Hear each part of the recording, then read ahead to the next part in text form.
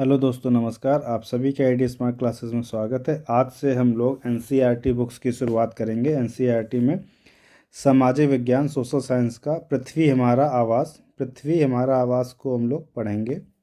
और आप लोग इस क्यूआर जो बॉक्स में है, इस क्यूआर की मदद से इस चैप्टर को डाउनलोड कर पाएंगे। और चलिए शुरू करते हैं। सौर मंडल में पृथ्वी, इसके बारे में जानेंगे हम लोग।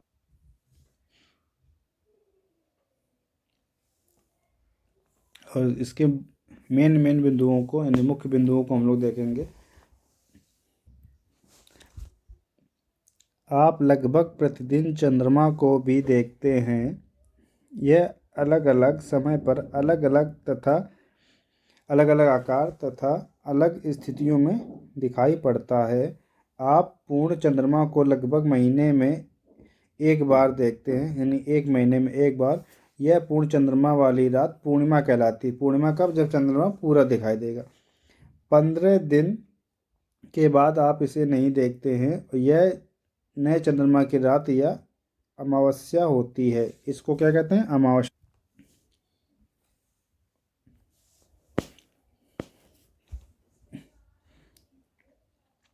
हम दिन के समय चंद्रमा एवं इन सभी छोटी चमकीली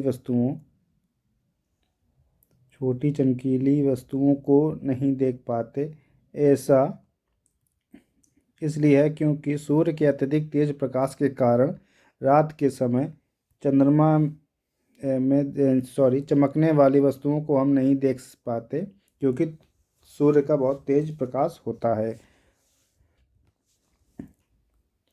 सूर्य, चंद्रमा तथा वे सभी वस्तुएं जो रात के समय आसमान में चमकती हैं, खगोलीय पिंड कहलाते हैं। अब खगोलीय पिंड आपसे पूछा क्या होती है? सूर्य, चंद्रमा तथा वे सभी वस्तुएं जो आसमान में चमकती हैं, वो क्या होंगी? खगोलीय पिंड। कुछ खगोलीय पिंड बड़े आकार वाले तथा गर्म होते हैं। ये गैसों से बने होते हैं।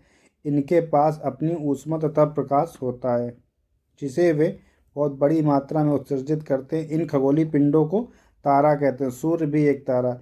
अब आप इस बात से समझें कि सूर्य एक खगोलीय पिंड है, जो एक तारा भी इसके पास इसकी खुद की ऊष्मा और प्रकाश है। अब चलते हैं अगले पेज पे। रात के समय चमकते हुए अनगिनत तारे सूर्य के समान ही हैं, लेकिन हमसे बहुत अधिक दूर होने के कारण हम लोग उनकी ऊष्मा या प्रकाश को महसूस नहीं करते तथा वे अत्यंत छोटे दिखाई पड़ते हैं, क्योंकि इनकी दूरी हमसे बहुत अधिक होती है, करोड़ों किलोमीटर में। रात्रि में आसमान की ओर देखते समय आप तारों के विभिन्न समूहों द्वारा बनाई गई विविध आकृतियों को देख सकते हैं। ये नक्षत्र मंडल कहलाते हैं। अर्सा मेजर या बिग बियर इसी प्रकार का एक नक्षत्र मंडल है। बहुत आसानी से पहचान में आने वाला नक्षत्र मंडल है। सप्त ऋषि यानी सात ऋषि मतलब संत, यह 7 तारों का समूह है, जो कि नक्षत्र मंडल अर्सा मेजर का भाग है। इसे आप चित्र में देख सकते हैं। इस पर आप देखिए, ये जो ऐसे यहाँ पे आपको थोड़ा डार्क किया, मैंने हाईलाइट किया, ये क्या है? सप्तऋषि संकेतांक तारे। अच्छा, इनकी स्थिति को लेकर प्राचीन समय में दिशा का निर्धारण किया जाता था। इन संकेतांक सप्तऋषि के इन तारों को एक सीधे तारे से आगे देखा, जिसे ध्रुव तारा कहते हैं। ये इसकी दिशा में से उत्तर दिशा को बताती है। किसकी? उत्तर दिशा को बताती है। अब प्राचीन समय में लोग रात्रि में दिशा का निर्धारण तारों की सहायता से करते थे। उत्तरी तारा उत्तर दिशा को बताता है। इसे ध्रुव तारा भी कहा जाता है। यह आसमान में हमेशा एक ही स्थान पर रहता है। हम सप्तऋषि की सहायता से ध्रुव तारे की स्थिति जान सकते हैं। यदि सप्तऋषि मंडल के संकेतांक तारों को आपस में मिलाते हुए एक काल्पनिक रेखा खींची जाए एवं उसे आगे की ओर बढ़ाया जाए तो यह ध्रुव तारा की ओर इंगित करेगी। अभी हम लोगों ने बात की, देखिए ये ये एक काल्पनिक लाइन है जो किसको, ध्रुव तारों को इंगित करेगी। इसको थोड़ा कलर करते हैं, आपको नजर आए। ये लाइन देखिए काल्पनिक, और ये आपका ध्रुव तारा है। कौन सा? ध्रुव तारा। और तारों का ये जो समूह है ऐसे, ये है सप्तऋषि। क्या है? सप्तऋषि, 7 तारों का समूह। और ये हमेशा ध्रुव तारा उत्तर दिशा को बताए। किस दिशा को? उत्तर दिशा को बताएगा।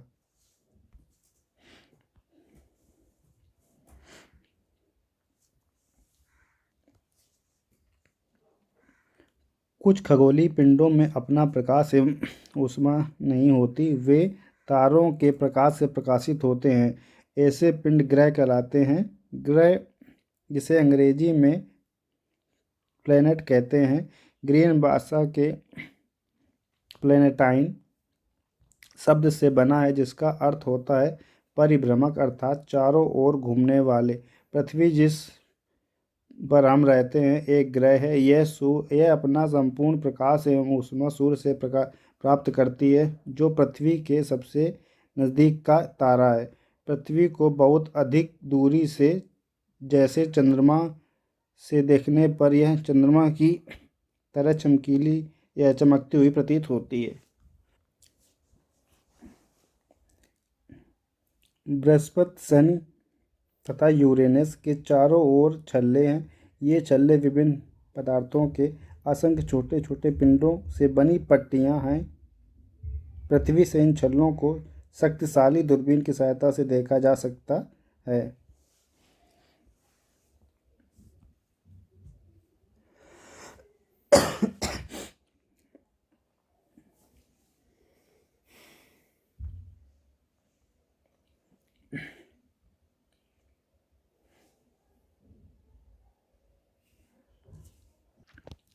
अब हम लोग इस चित्र के माध्यम से सौर मंडल के सभी ग्रहों को देखेंगे।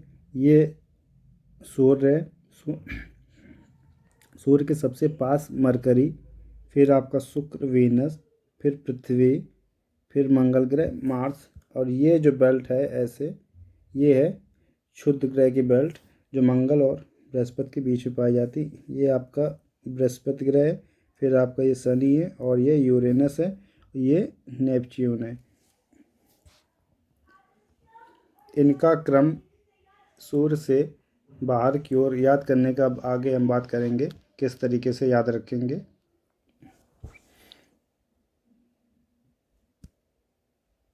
आसमान में दिखने वाला चंद्रमा एक उपग्रह है। यह हमारी पृथ्वी का सहचर है तथा इसके चारों ओर चक्कर लगाता है। हमारी पृथ्वी के समान 7 अन्य ग्रह हैं जो सूर्य से प्रकाश एवं ऊष्मा प्राप्त करते हैं। उनमें से कुछ के पास अपने चंद्रमा भी हैं। सौर मंडल की बात करते हैं। क्या? सौर मंडल की। सूर्य, 8 ग्रह, उपग्रह तथा कुछ अन्य खगोलीय पिंड जैसे क्षुद्र ग्रह एवं उल्का पिंड मिलकर सौर मंडल का निर्माण करते हैं। उसे हम सौर परिवार का नाम देते हैं, जिसका मुखिया सूर्य होता है। इसके बारे में थोड़ा सा साइड में एक ओवरव्यू देख लेते हैं।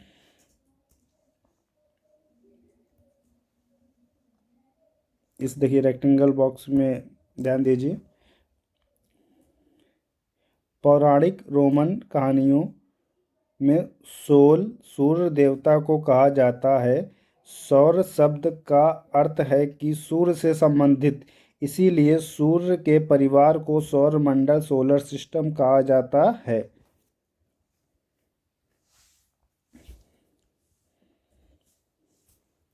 अब सूर्य के बारे में चर्चा करेंगे। सूर्य सौर मंडल के केंद्र में स्थित है। यह बहुत बड़ा एवं अत्यधिक गर्म गैसों से बना है। इसका खिंचाव बल इससे सौर मंडल को बांधे रखता है। सूर्य सौर मंडल के लिए प्रकाश एवं ऊष्मा का एकमात्र स्रोत है।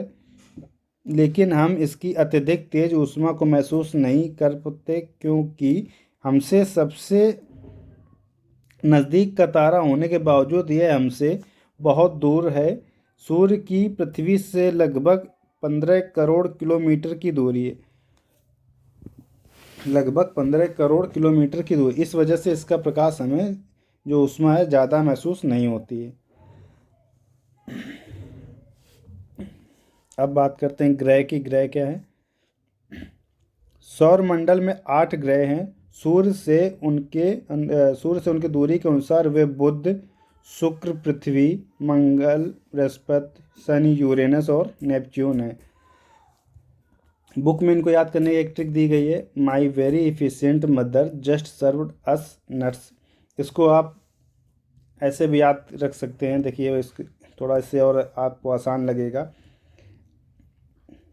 जो ये बेल्ट है क्षुद्र ग्रह की, वो आपकी मार्स और जुपिटर यानी मंगल और बृहस्पति ग्रह के बीच में, इसको ध्यान रखें। इधर से स्टार्ट करिए। माई EVM, मेरा EVM, माई EVM, एवियन वोटिंग मशीन जो होती है आपकी, और जूनियर सन। इस तरीके से आप इनको क्रम को याद कर सकते हैं।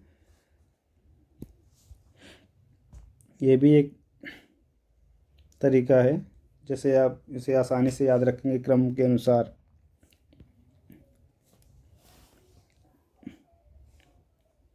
सौर मंडल के सभी 8 ग्रह एक निश्चित पथ पर सूर्य का चक्कर लगाते हैं। ये रास्ते दीर्घवृत्ताकार में फैले हुए हैं। ये कक्षा कहलाते हैं। ये रास्ते क्या कहलाते हैं? कक्षा। बुध सूर्य के सबसे नज़दीकी ग्रह, मतलब सबसे पास में ग्रह, अपनी कक्षा में सूर्य के चारों ओर एक चक्कर लगाने में इसे केवल 88 दिन लगते हैं। सूर्य को पृथ्वी का जुड़वां ग्रह माना जाता है। शुक्र को, किसको? शुक्र को पृथ्वी का जुड़वां ग्रह माना जाता है, क्योंकि इसका आकार एवं आकृति लगभग पृथ्वी के समान है। अभी तक प्लूटो भी एक ग्रह माना जाता था, परंतु अंतर्राष्ट्रीय खगोलीय संगठन इंटरनेशनल एस्ट्रोनॉमिकल यूनियन कहते हैं, अगस्त 2006 में यह निर्णय लिया कि कुछ समय पहले खोजे गए अन्य खगोलीय पिंड 2003 UB313 सिरस तथा प्लूटो बौने ग्रह कहे जा सकते हैं। चलिए साथ ही एक छोटी सी बात को और देखते हैं। ज्योग्राफी क्या है? ज्योग्राफी एक अंग्रेजी शब्द है। यह ग्रीक भाषा से लिया गया है। यह शब्द जिसका अर्थ है पृथ्वी का विवरण, यह 2 ग्रीक शब्दों से मिलकर बना है, जिसमें जियो शब्द का अर्थ है पृथ्वी एवं ग्राफिया का अर्थ है लिखना। आइए पृथ्वी के संबंध में और अधिक जानें। अब इसके कुछ शब्द और हैं, जैसे जियो प्लस लॉजी पृथ्वी का अध्ययन, जियोमेट्रिया पृथ्वी का मापन, और जियोइड पृथ्वी के आकार के अनुरूप। अब हम लोग पृथ्वी के बारे में बात करेंगे। पृथ्वी जिस पर हम लोग रहते हैं क्या है? ग्रह है। सूर्य से दूरी के हिसाब में पृथ्वी तीसरा ग्रह है। आकार में 5वां ग्रह सबसे बड़ा है। यह ध्रुवों के पास थोड़ी चपटी, यही कारण है कि इसके आकार को भूआब कहा जाता है। भूआब का अर्थ है पृथ्वी के समान आकार। जीवन के लिए अनुकूल परिस्थितियां संभवतः केवल पृथ्वी ग्रह पर ही पाई जाती हैं। पृथ्वी ना तो अधिक गर्म है और ना ही अधिक ठंडी। यहाँ पानी एवं वायु उपस्थित है, जो हमारे जीवन के लिए आवश्यक है। वायु में जीवन के लिए आवश्यक गैसें जैसे ऑक्सीजन मौजूद है। इन्हीं कारणों से पृथ्वी सौरमंडल का सबसे अद्भुत ग्रह है।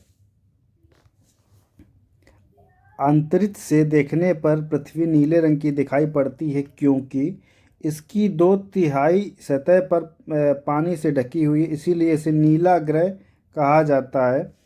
चलिए एक और बात देखते हैं हम लोग, इसको ध्यान दें।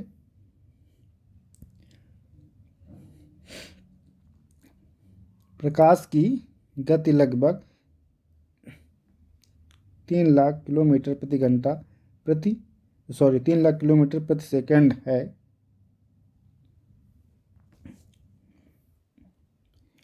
इस गति के बावजूद सूर्य के प्रकाश को पृथ्वी तक पहुंचने में लगभग 8 मिनट का समय लग जाता है। 3 लाख किलोमीटर प्रति सेकंड की रफ्तार से सूर्य का प्रकाश चलता है, यानी प्रकाश की चाल। अब आगे हम लोग चंद्रमा के विषय में बात करेंगे। चंद्रमा हमारी पृथ्वी के पास केवल एक उपग्रह है, प्राकृतिक उपग्रह चंद्रमा। उसका व्यास पृथ्वी के व्यास का केवल 1/4 है। यह इतना बड़ा इसलिए प्रतीत होता है क्योंकि यह हमारे ग्रह से एक अन्य खगोलीय पिंड की अपेक्षा सबसे नज़दीक है। मतलब इसकी जो दूरी है पृथ्वी से सबसे पास में है, इसलिए हम लोग को बहुत बड़ा महसूस होता है। यह हमसे लगभग 3,84,400 किलोमीटर दूर है। अब आप पृथ्वी से सूर्य एवं चंद्रमा की दूरियों की तुलना कर सकते हैं कि सूर्य इतना बड़ा होने के बावजूद इतना छोटा क्यों दिखता है। अंतरिक्ष से लिया गया पृथ्वी चंद्रमा का फोटो आप देख सकते हैं। ये आपको इस प्रकार से चंद्रमा अंतरिक्ष से दिखता है। अब नील आर्मस्ट्रॉन्ग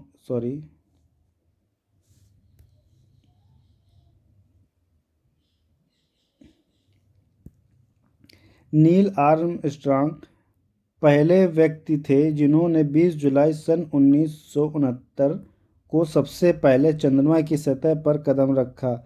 अब आप लोग यानी मालूम करें कि क्या कोई भारतीय भी था जो चंद्रमा पर कदम रखा था। उनका नाम क्या था? राकेश शर्मा। अब इन्होंने चंद्रमा पर कब कदम रखा ये आप लोग कमेंट करके बताएंगे। उपग्रह एक खगोलीय पिंड है जो ग्रहों के चारों ओर उसी प्रकार चक्कर लगाते हैं जिस प्रकार ग्रह सूर्य के चारों ओर चक्कर लगाते। कहने का मतलब जो ग्रह सूर्य के चारों जिस प्रकार चक्कर लगा, उपग्रह भी उसी प्रकार उन ग्रहों के चक्कर लगाते हैं। मानव निर्मित उपग्रह एक कृत्रिम पिंड है। यह वैज्ञानिकों के द्वारा बनाया गया है जिसका उपयोग ब्रह्मांड के बारे में जानकारी प्राप्त करने तथा पृथ्वी पर संचार माध्यम के लिए किया जाता है। इसे रॉकेट के द्वारा अंतरिक्ष में भेजा जाता है एवं पृथ्वी की कक्षा में स्थापित कर दिया जाता है। अंतरिक्ष में उपस्थित कुछ भारतीय उपग्रह इनसेट, IRS, एड्यूसेट इत्यादि हैं।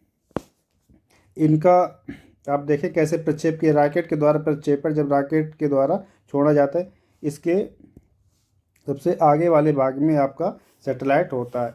अब अंतरिक्ष में पहुंचने पर ये इससे ब्रेक डाउन हो जाता है और फिर ये खुल जाता है जिसमें सैटेलाइट होता है और फाइनली लास्ट में इस स्टेज पर ये स्थापित हो जाता है।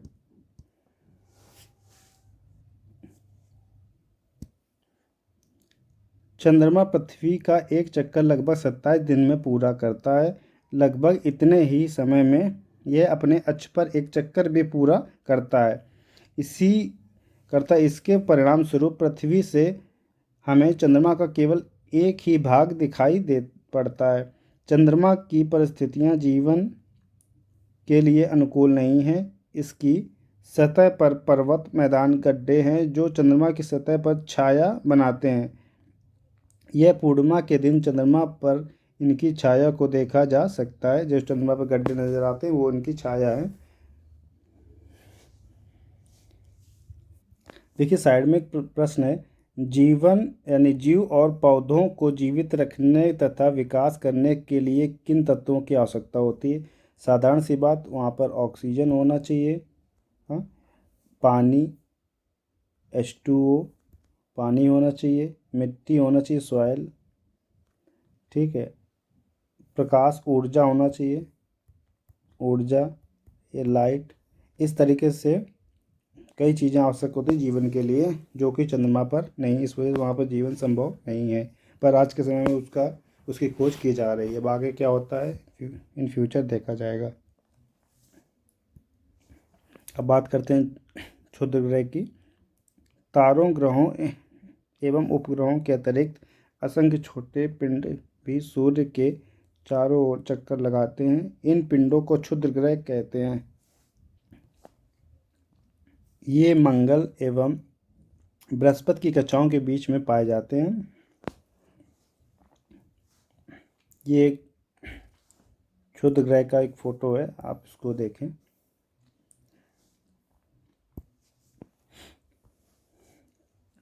अब बात करते हैं उल्कापिंड। सूर्य के चारों ओर चक्कर लगाने वाले पत्थरों के छोटे छोटे टुकड़ों को उल्कापिंड कहते हैं। कभी कभी ये उल्कापिंड पृथ्वी के इतने नज़दीक आ जाते हैं कि इनकी प्रवृत्ति पृथ्वी पर गिरने की होती है। इस प्रक्रिया के दौरान वायु के साथ घर्षण होने के कारण ये गर्म होकर जल जाते हैं। परिणाम स्वरूप चमकदार प्रकाश उत्पन्न होता है। कभी कभी कोई उल्का पूरी तरह जले बिना पृथ्वी पर गिरता है, जिससे धरातल पर गड्ढे बन जाते हैं।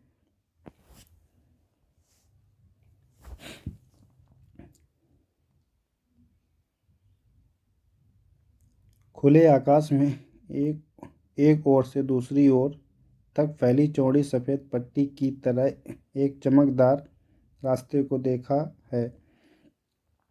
यह लाखों तारों का एक समूह है। यह पट्टी आकाश गंगा यानी मिल्की वे है। हमारा सौर मंडल इस आकाश गंगा का एक भाग है। प्राचीन भारत में इसकी कल्पना आकाश में प्रकाश की एक बहती हुई नदी से की गई थी। इस प्रकार इसका नाम आकाशगंगा पड़ा था। आकाशगंगा करोड़ों तारों, बादलों तथा गैसों की एक प्रणाली है। इस प्रकार की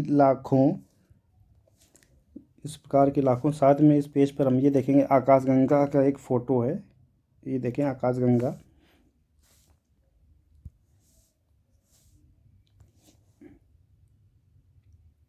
लाखों आकाशगंगाएं मिलकर ब्रह्मांड का निर्माण करती हैं। ब्रह्मांड की विशालता की कल्पना करना अत्यधिक कठिन है। वैज्ञानिक अभी भी इसके बारे में अधिक से अधिक जानकारी एकत्र करने में जुटे हैं।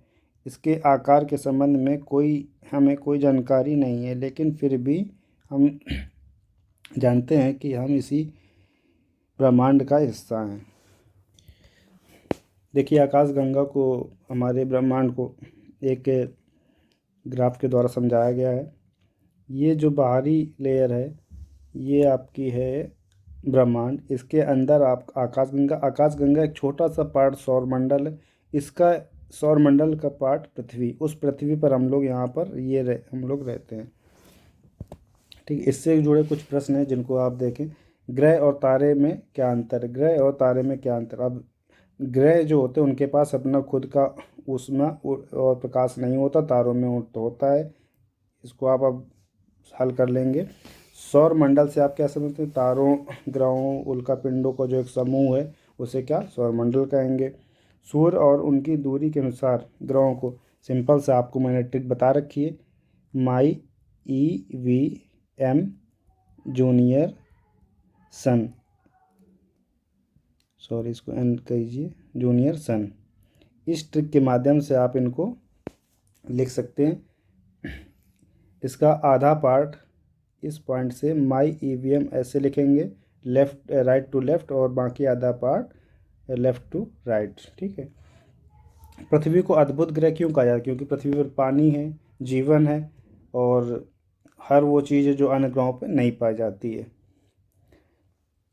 इस प्रकार से हमने इसका भी आंसर जाना। हम हमेशा चंद्रमा के एक हिस्से के भाग को क्यों देखते हैं? क्योंकि चंद्रमा 27 दिन में अपने पृथ्वी के चक्कर लगाता है, उतने ही दिन में अपनी धुरी पर भी घूमता है। इस वजह से चंद्रमा के हम केवल एक भाग को देख पाते। अब ब्रह्मांड क्या है? आकाश गंगाओं, सौर मंडलों और असंख्य तारों का जो समूह है, क्षुद्र ग्रहों, उल्कापिंडों का, उसे क्या कहते हैं? ब्रह्मांड कहते हैं। चलिए इसके और भी प्रश्न है। किस ग्रह को पृथ्वी का जुड़वां ग्रह कहा गया? कौन सा ग्रह? शुक्र ग्रह। सूर्य से तीसरा नजदीकी ग्रह कौन सा है? पृथ्वी। अब सभी ग्रह सूर्य के चारों ओर दीर्घवृत्ताकार, आप अभी पीछे हम लोग पढ़ चुके हैं। ध्रुव तारे किस दिशा को बताते हैं, इंगित करते हैं? उत्तर दिशा को। और क्षुद्र ग्रह की बेल्ट, जो बेल्ट कहाँ पाई जाती है, मंगल ग्रह और बृहस्पति के बीच, मंगल ग्रह और बृहस्पति के बीच में एक बेल्ट जो है पूरी क्षुद्र ग्रह की बेल्ट है।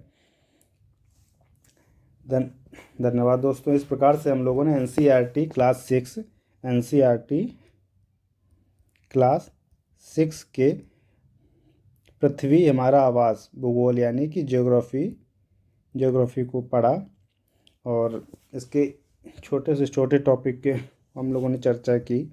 इस चैप्टर की शुरुआत में सबसे ऊपर क्यूआर कोड था, आप उसको स्कैन करके इसकी पीडीएफ डायरेक्ट डाउनलोड कर सकते हैं। और अगर आप लोगों को सेशन अच्छा लगा तो please like, subscribe and share, ज़्यादा से ज़्यादा इसको शेयर करें। और ये सेशन बनाने का एनसीईआरटी से डायरेक्ट उद्देश्य ये था कि विभिन्न परीक्षाओं में सीधे प्रश्न आते हैं, एनसीईआरटी से उठाए जाते हैं, जो कि यूपीएससी, पीसीएस, स्टेट पीसीएस, इन सब लेवल पे इन्हीं से प्रश्न बनते हैं। एनसीईआरटी कहते हैं, NCERT is the boss, simple सा। थैंक यू दोस्तों, नमस्कार। मिलते हैं फिर अगले चैप्टर के साथ। एनसीईआरटी के अपडेट आपको हमेशा जो हमारे आगे आने वाले सेशन एनसीईआरटी से ही पढ़ाए जाएंगे। नमस्कार दोस्तों, मिलते हैं फिर अगले सेशन में।